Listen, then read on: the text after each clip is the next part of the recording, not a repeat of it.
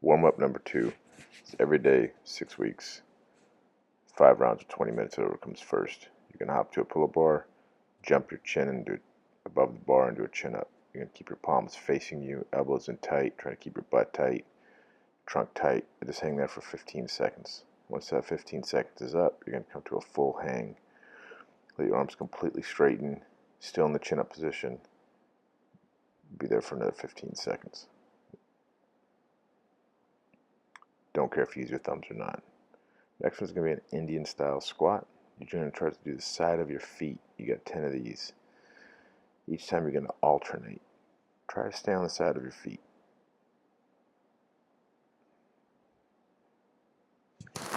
Now, if for some reason you can't do it seated, like this deck squat where you sit all the way to the ground and back up, you need some space, then put something on your butt.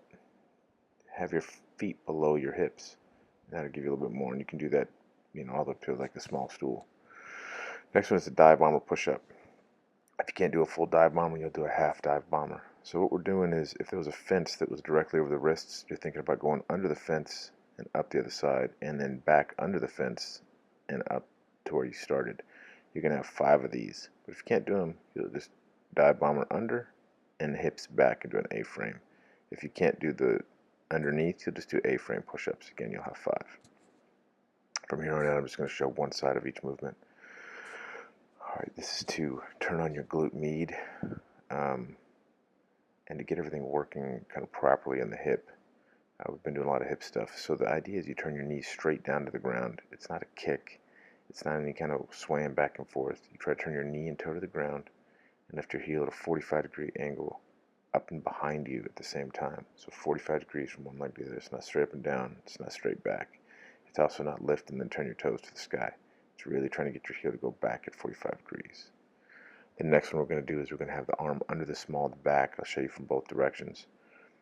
You should see your hand. You're just going to slide your hand under the small of your back and lay down on top of it. And you'll be over there for 30 seconds.